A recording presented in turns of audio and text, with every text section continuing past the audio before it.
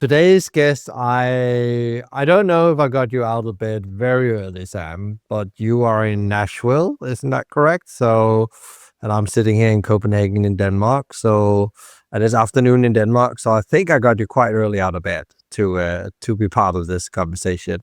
So first of all, sorry for that, but I actually know we're gonna be revisiting conversations we had before in the podcast, where we actually talk about the impact the food and the restaurants have on, our communities, our planet and people.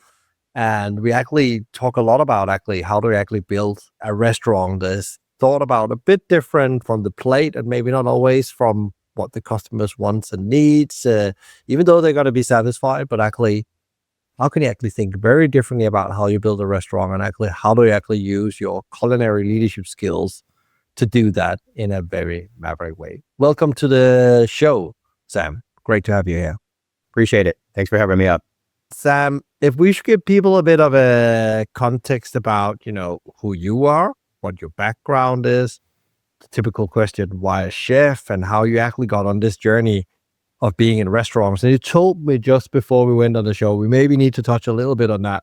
You actually spend a certain time in Copenhagen as well, learning for some of the best of the best when it comes to culinary skills.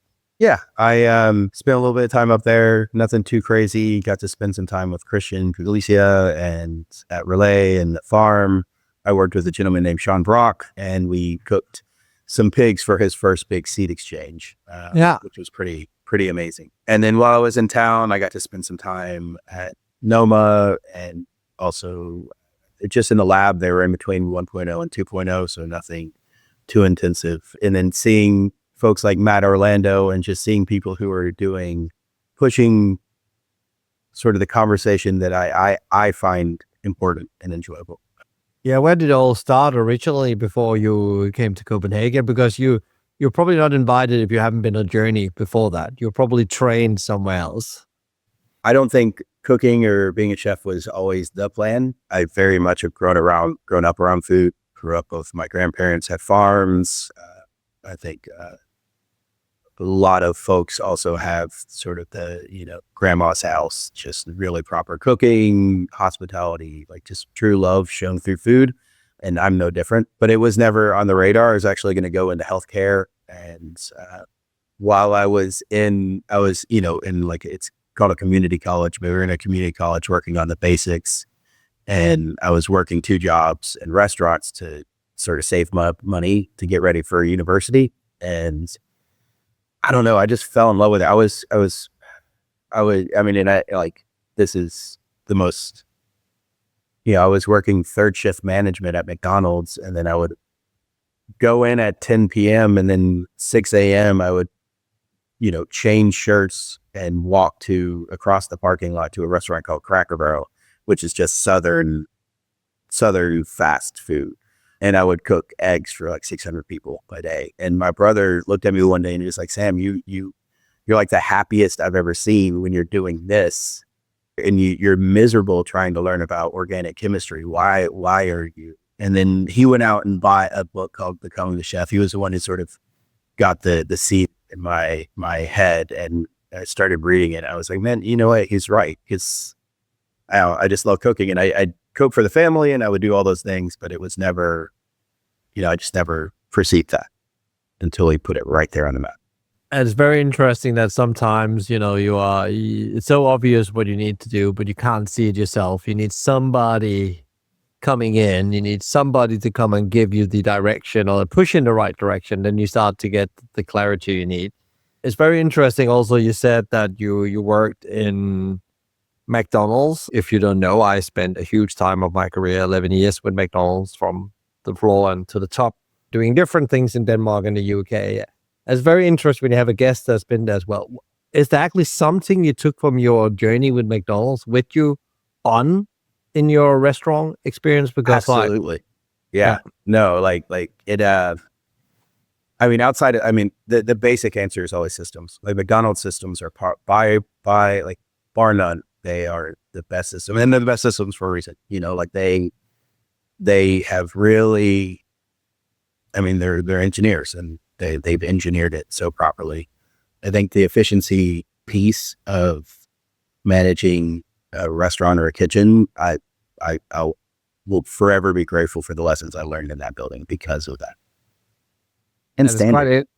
And standards. Yeah, it's quite interesting because standards, they come before the systems. Yeah, lots of people want the systems, but actually they forget to define their system. Yeah, define them, teach them, measure them, reward them. Yeah, and live them every day. Because what's the difference in McDonald's? I think when I've been seeing other places, and people ask, they want that kind of systems to say, well, you need the standards, and then you actually need to do these steps.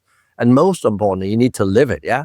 You need to take there's no way we're going to break the standards no matter what. We'll go and do it. And you also see that with the most successful restaurateur. That's the standard, and then there comes the systems and the training and all that. But that standard, we are never botching on this, We never walk by that napkin on the floor. That will never happen. That's below our standard, yeah? And then you build system to avoid napkins on the floor. Just a very bad example, but it's a very bad. It's very interesting. You take that with you as well. I would have said similar thing, yeah. And then I think I was very lucky at a young age to get into a company like that. Very shy myself, and actually, what I learned was to work with other people and get results through other people, which I often think we underestimate, even in restaurant businesses where we should be very good at it, but we actually, underestimate it. Actually, through the other people, I need to create my results. Yeah. Yeah, I think that particular lesson, I always knew it, but I don't think it really sank in until this last leg of the journey so right before COVID. So Sean, I worked for him for like 13 years. I was his right-hand guy. I ran his restaurants. At the time we had 4 different brands, 8 different restaurants across 5 states. And I ran all of his kitchens, and we left like during that journey. And then when I came here, I actually moved out of the kitchen and into operations. So I ran operations here for about 5 or 6 years. And those two, like relying on people who are hundreds of miles away and coming here and seeing the other side of it, like particularly the front of the house, the financial, the HR, like I think for me that was it's just been this sort of eye-opening journey the last like 10 years of exactly that point. Like it's the people. It really is. And on that journey, you then also took over Audrey from Sean and continued that journey. Can you tell us a little about how did you actually get to that decision that you wanted to go and focusing on that one restaurant? It seemed like you were in a very interesting spot, being responsible for such a little empire, if we can call it so. Yeah, absolutely. So Sean had chosen to step away, and there was this, we had plans for a couple of the other restaurants, and so those were settled, but Audrey was in a state of flux. And Audrey was one of those ones where that was the whole point we came here. We moved back to Nashville. Both he and I brought both of our families here to do this. And the philosophy was we have a shared heritage. We're both from the same area of the country in Appalachia. And that was one of the initial things that attracted me to working with them. And this philosophy of Audrey, I didn't want to lose. And, the partner, Sean's partner in this call, Michigan, called me up one day and he told me what was going to happen. And he asked if I would stick around and if I did, in what capacity. And at that time I was getting a little froggy to get back in the kitchen. And so I let him know that. And so here we are. It's been about a year now, but it's been a really fun journey. Yeah. And what happens? Are you still? I guess you were in flux, but where are you now then? What if you should put a stage on the restaurant, and what is the big transformation that's happened in that period? I think from my perspective, what we've done at Audrey is really focus on going back to the original, this was the back of the napkin idea of this restaurant, hold 2 thoughts at the same time, which was how can you have a high level of fine dining as well as honoring something that's a little bit more commonplace or not necessarily so highbrow. And then going back to supporting the producers, the local food, really focusing on the Appalachian spirit, which for me, that kind of goes hand in hand. I think it's always been meant to showcase our heritage, showcase where we're from. And as I study my family's food and the way that we lived, a lot of it was about making do with what you had. You didn't go to big box stores and get your food. You grew what you had, and you put away when times were plenty. You filled your cellar with what fruits and vegetables you could get, and those were there for when the times were lean. Make do with everything. Don't throw anything away. That kind of mentality. And I wanted to drive the conversation to that. So when I sat down at the supper table at my grandmother's house, oftentimes it was what was right out of the garden or what was from the cellar. And that's just what you had. And she was an incredible cook because she learned how to cook all of those things. Like, she had to learn how to do it based on what was available. It wasn't like she could just go and grab she could go and grab a big box of lasagna and throw it in the oven and we'd have food. That would be fine. But this was just their way of doing it. What would you say has been, the biggest, change from when you walked in the door and said, now I'm 100% on this project, to where you are today? So a lot of changes. I think the biggest one probably is the way that we source and the way that we focus on just the whole, the zero waste mentality.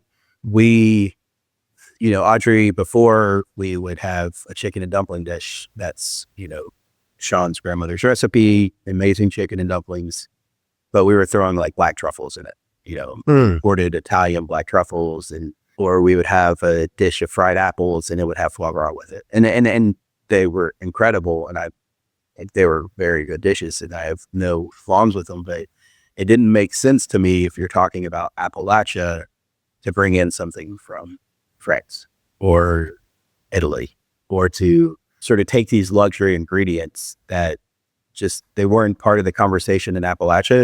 It's largely a poverty-stricken region, and the cuisine was developed from that. So for me, if I want to have true Appalachian cuisine and honor it and showcase it, I needed to have that philosophy. I needed to put some guardrails on where I got my food from. So the first iteration, or the first, like within maybe 3 weeks of opening it or taking over, we got rid of all of the luxury ingredients. We took all of the imported Japanese seasonings. We donated, we ate it. We enjoyed being fat happy for a little bit. And then what we were left with were the things that we could create.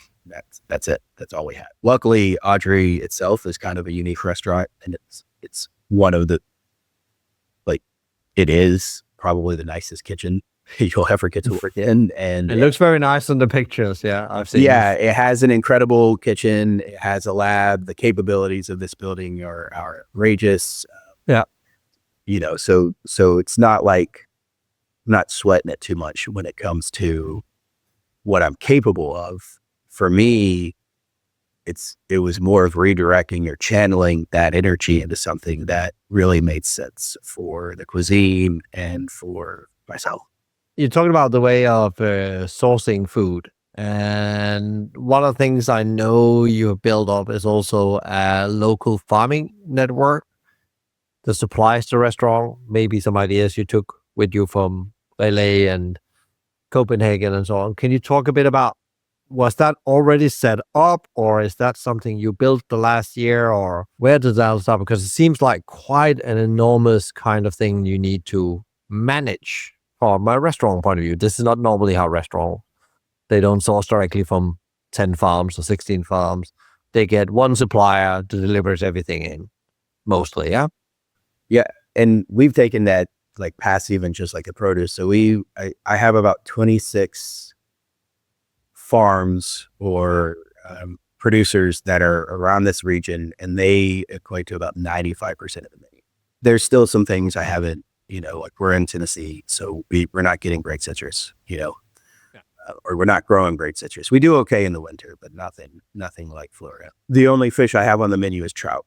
And that's because we have an amazing partner right down the road that's doing trout in an exceptional way, and in a natural way. We're just 7 hours inland. We're not near the coast. So the waterways we have are freshwater or bust, and there's not anyone around us doing the other fish in that same fashion. So we don't buy, like we're lucky that we have a farm down the road that's growing and cold pressing their own canola oil or their own rapeseed oil.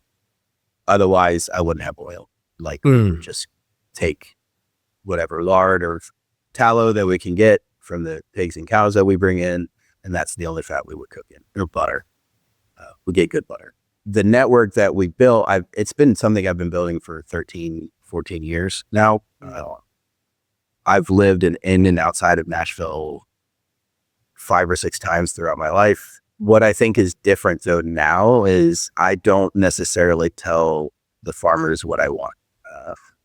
I like to practice something called we call it a CSA program. It's common around here in farmers markets, or just with residential ways, but I don't know of anybody doing it on a commercial sense. But essentially, I go through, I do my projections for the week.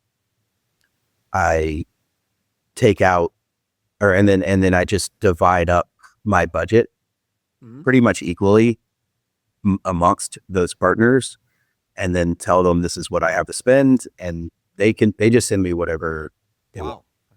I don't want to have control over it.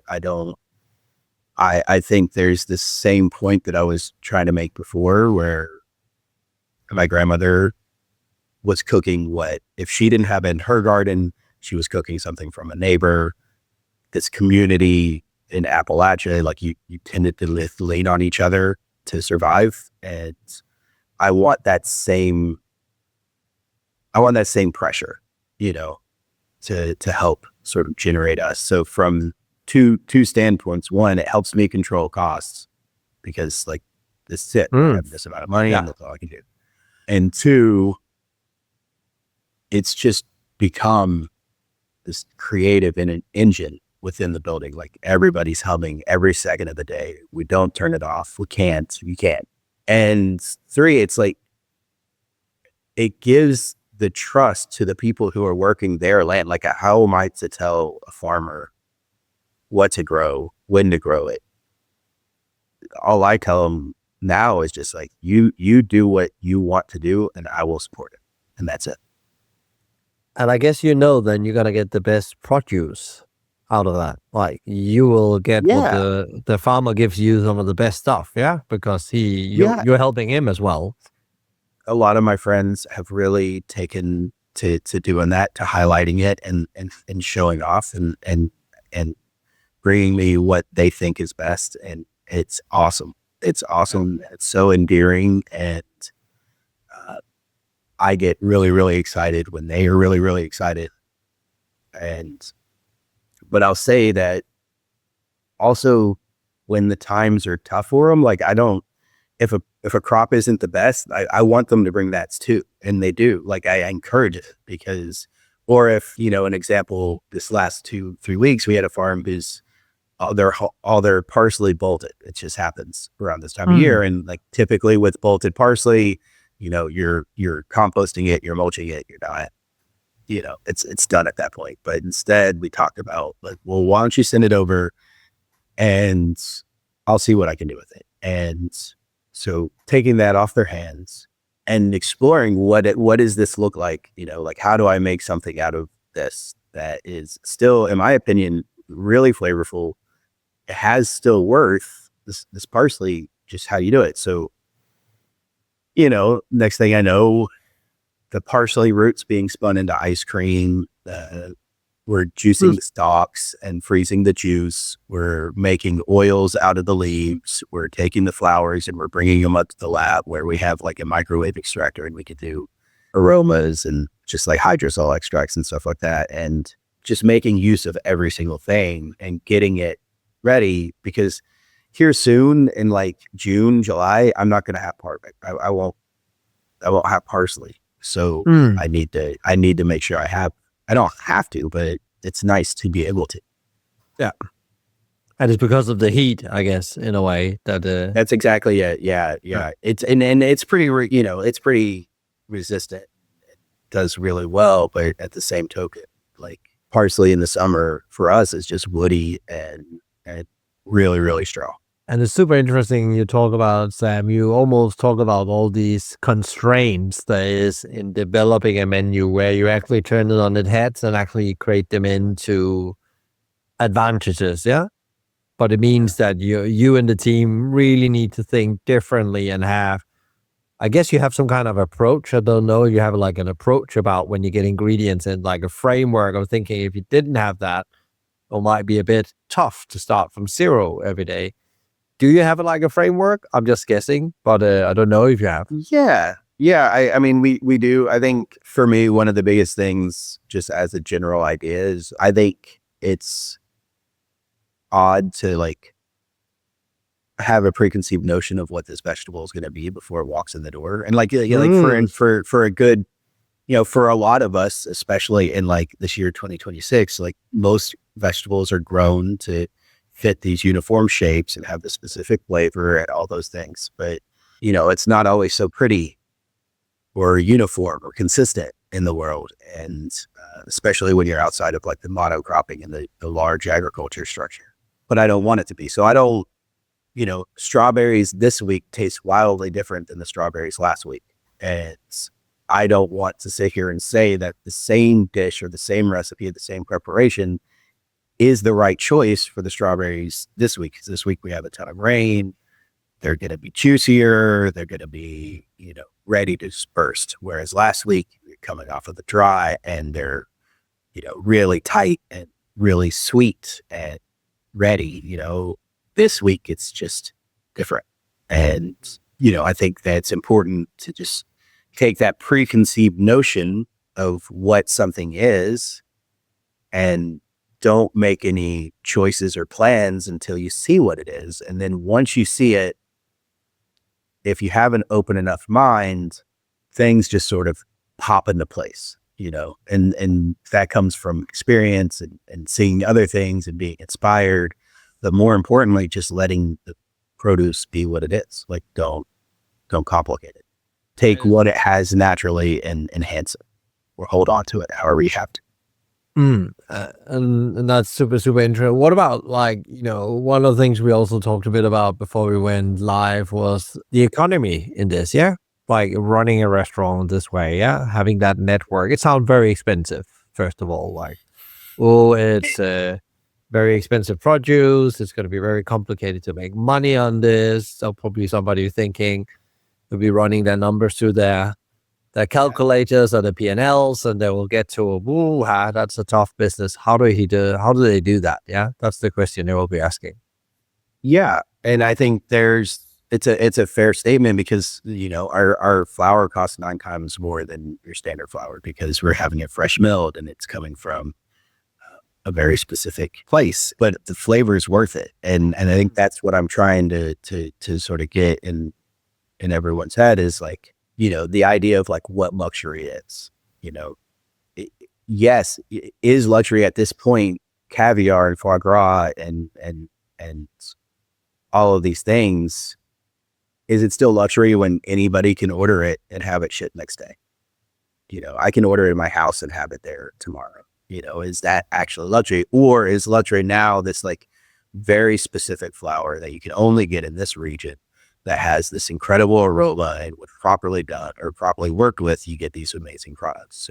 So for me, it's assigning value at the end to what we're doing that makes up the difference. But so once I have that value assigned or like the play cost or whatever, how much I want to sell the product for, like now I only have the same equation or the same amount of, we talked about this before. So my friend Josh Hobbinger, he has Bastion here in town. He had a really good illusion that he shared with me. We all have the same amount of air in the balloon, and it's up to us to figure out where in the balloon we want to pinch to make ends meet, And For me, I'm just looking at it differently. I want to create these sort of miniature ecosystems within the restaurant. So one system feeds another, and then this system feeds another. So we have we have our dining room downstairs where we do really, really nice food, but we also have the bar upstairs where things are a lot more approachable from a price standpoint. We're using offcuts. We're using those sort of things, the ground. So every time I purchase a cow or a steer and we break it down, I get around 200 to 300 pounds of ground beef. And if I don't have a home for that, then I'm wasting about a third of a cow, So we have an amazing burger. We've always had an amazing burger in this restaurant. It's been something we're proud of. But like creating a system in the bar around that to create the demand for people to come in and purchase that burger, that's what creates the ability or the space in that balloon for me to have ribeyes downstairs at an approachable or like at different cost, the prime cuts on the animal. So as long as you're not throwing something away and you're making use of it, the way that I look at it is you're creating space. And so one system feeds another, and then that creates a little bit more space for another system to come in, and that you try to make sure that system becomes circular, and that creates a little more space for a different system. And then so that's sort of the game for me, is just how do I make this ecosystem circular, sustainable? And how do you actually do that then? What is your approach to it? You're maybe not at the perfect world yet, but actually, how are you actually moving forward? Because I guess your restaurant has a life cycle of a year, where you have to change a lot within the seasons and so on. But what is your approach actually to make this indefinitely or infinity? Yeah. There's no end to this. Yeah. This restaurant could just continue without actually you being present. I think that's often the business owner's dream. Yeah. Yeah. I think that for me specifically, one, I always want to be here. Like I think I'm one of those guys who's just always wants to be behind the stove. Like I feel it. It's where I want to be. I love it. You think about like the greats, like Elaine Pitzmart, the guy's in his 80s, 70s, and he's still behind the stove cooking. And I think it's beautiful.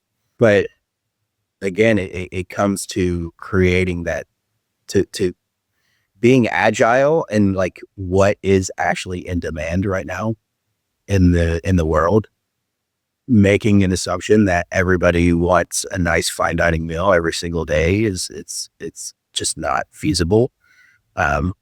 So we create and we work around that by having other offerings. So I don't think that there's any, we talked about the bar, but we also develop and have this really amazing dinner at home thing where you could get roast chicken and lots of vegetables and produce sent to your home and have a nice family meal, because that's really when you think about Appalachian cooking and like stuff that my grandmother made and stuff like that, it's shared at the table at home. It's a family thing, and I want to be able to provide that experience.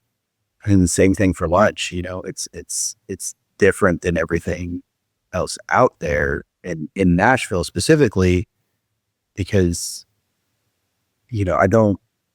I want to highlight a good, healthy meal in the middle of the day that energizes you and brings you nutrition and nutrients and all those things. And you can do that and still have it be flavorful and incredible and not outrageously expensive. Like those thoughts can exist together. Instead, with America, like we largely have like burgers and tacos and sandwiches and all those things, but it's not necessarily the same. So for me, it's about creating multiple revenue streams within the business. Again, that feed each other. So we have an amazing private dining business as well. And we're blessed with space. So expansion to me doesn't look like more locations. Expansion to me looks like one location with multiple arms. So I think that's one of the bigger things for me is like, especially in a world that's increasingly more digital and increasingly more as the hospitality or service-based industry is shifting, I think it's important to us, to me specifically, not to think about everything has to be between four walls and everything has to fit within this, again, this standard restaurant model, because it just doesn't. I guess it's about scaling the philosophy more than scaling That's the exactly it. physical items. Yeah. That's exactly it. It's the same philosophy, just applied to your business plan. This is what you have, so what do you make do with it? And it's very interesting. There's a business in the state called Singerman's Community of Businesses. They have these multiple food businesses, all built on the same philosophy. Yeah. And they reach a lot of people because of the philosophy piece is so strong. Yeah. And they only have one of each. Yeah. They do that really well. Coffee or a bar or whatever it is. And then they focus on that. Yeah. And then in Ann Arbor in Michigan. Yeah. Which is a little bit like a very small city, university city, but like they now become this international name in food and hospitality, but they have similar approach, believe in, the near approach of things and food and the best food in the world. And everybody has the right to have proper food, and very much against the big corp of food, and trying really to change that dichotomy. And again, you can just see they can do that because of their philosophy is so well defined. They also train in it, and they live it, and they measure it, and they reward it. And again, comes back to what we talked about in the beginning, the standards, yeah, and the standards / philosophies / guidelines are so critical for any founder of any business to have, because then you can scale within parameters. That doesn't mean that you need to open 100 restaurants, but you can do it within an area or within one location to have a very good business. Yeah, exactly. How did you get to that? Because not many gets to that, awakening. That's how I'm going to grow my business. Because normally you say, I will build one great restaurant, and then I will do the blueprint of that. Number two, then I will update the blueprint, and then on and on, 2, 10, 20, 100, hundreds of thousands if you were to McDonald's. Yeah. But yeah, I did it. We did it. The restaurant group we were at, Sean and I were at before this, that's what we did, like and to your point, we had this brand called Husk, where the whole point of it was to celebrate Southern ingredients, and each Husk in the chain was supposed to be an N of one. So like Husk in Charleston was going to be very different than Husk in Nashville. And it was. Husk in Charleston focused on low country cuisine and the area that it was in, and the Husk in Nashville focused on where I'm from, all of that. But then we had a Husk in Savannah, and that focused on a different style, and so on and so forth. Because the American South is really big. It's, it's about the size of Europe, and there are so many different subregions within it with their own sort of way of life, just based on the way that the food or the land. We haven't been around long enough to develop the traditions that Europe has. That's really all it boils down to. We've only been in this area for a couple 100 years. And then, you Native Americans have been here longer. And I think we're still all trying to figure out, what are we going to, like, what is our longest tradition going to be? And that's kind of something I'm also fascinated with. But I did it. And the one thing that while I enjoyed learning to develop the trust of people and seeing that trust reciprocated, alluding back to our previous part of the conversation, what I don't like about that is I don't ever want to walk into a place that I work at or manage and not know everybody's name. I don't want to not be involved in people's lives like that. That's a big thing for me is in that. And I think that's the same reason why I approach the way I do with sourcing and working with farmers. I want to know I want to be there for them when it's hard. And I want to be there when it's lands of plenty, and I want to watch people grow, and I want to watch them succeed, and I want to watch them come through here and become who they want to become. And I think that's really important to me. It's probably one of my biggest driving factors in life is to just be present for other people. And you can't do that if you have 5 or 6 locations. You just can't. And there's nothing wrong with that. It's just for me personally, this is what I value. Yeah. So you put up the parameters for that, and I think that's really important as well. Like Singerman said, we'll never expand outside Ann Arbor because we can't then scale the soul in the right way, because it's difficult if you can't show up every day. Yeah, it's an interesting thing. Yeah. What if a young chef came and said today, I really want to do this, I want to do all the cooking, I want to implement the system, but it feels so impossible where I should start? Because you've been on a journey, yeah, and you didn't start with the full picture of what you have now. You started somewhere. What would your advice be in the world we live in today? I think my advice is it's a pretty common advice, but to start small. Pick one farmer that you respect, that you enjoy their food, you believe in, and just work with them, develop that relationship, and see where it goes. Make space for them on the menu, and just really make the effort. It looks and seems daunting at first, but the only way to eat an elephant is one bite at a time. Yeah, slowly. That's it. One of my old mentor and bosses told me that exactly story. If you want to change this business, you need to take one bite of the elephant at a time and chew it slowly, yeah? And then you will get there. Patience and persistence, yeah? What are you personally right now most excited about? I'm a food science nerd at heart. And we have this lab here, and we have all sorts of amazing equipment. But one piece of equipment we have is it's called an Ethos X. It's a microwave extractor, and not to get too technical or in the weeds, but it's a solventless extraction unit. So we don't have to. Typically when you think about extraction, like and I'm talking like sprays, like aromas. Like if you have a perfume, that's an extract. You need some sort of solvent, whether that's alcohol or some other chemical. In our case, we don't need that. We can just put the product into the machine, hit it with very specific levels of microwaves, and catch different terpenes, aromas, or flavors based on the temperature of the time. And we can get very specific. So we can pull like individual terpenes out of a plant. So if I wanted to highlight the cinnamon quality out of basil, I can pull that cinnamon quality or that terpene out, and have it as a physical like fluid, a hydrosol,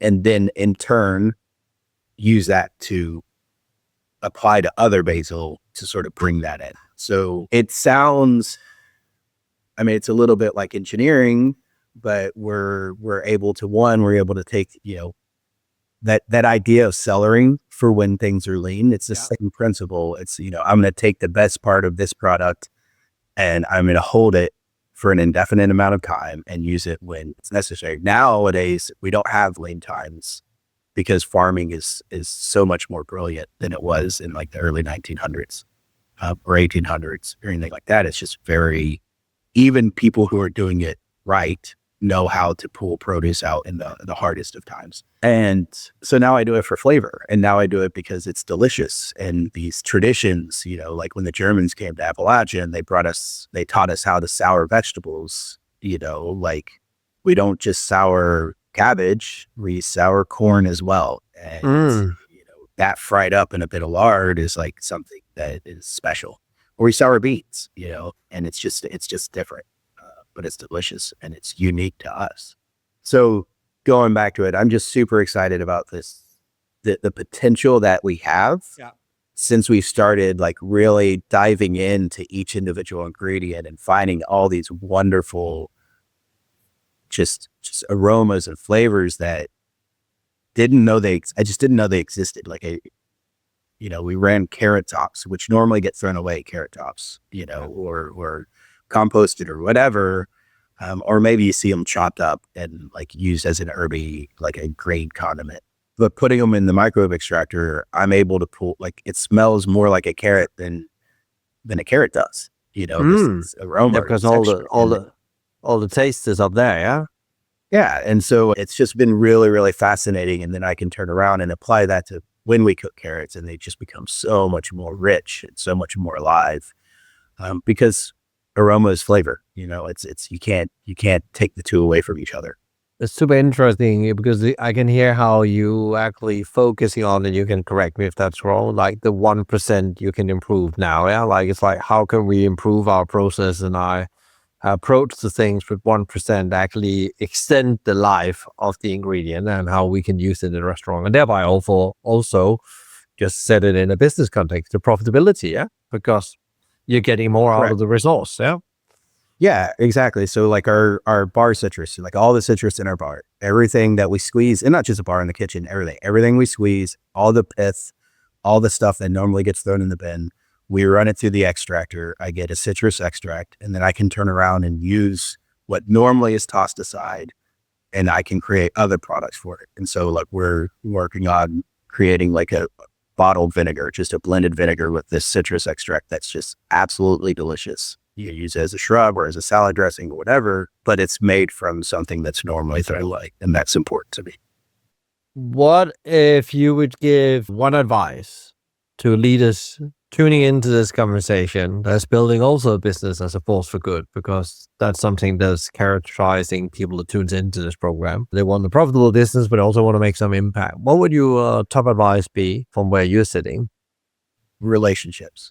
Mm, I interesting. think one of the most overlooked things when it comes to business is the relationship that you have with everyone to create something of mutual benefit, you know, like, and that's, and like, once you like distill it down to a transactionary perspective, like you've lost what it is, but to just show up for somebody when the times are tough or when it's a little scary, and not because you want them to do that for you, but just because that's what a good relationship is, and trust and have faith that whether it's them or somebody else, someone will be there for you when the times are hard. And I think sowing that karma, that good faith in the world is important.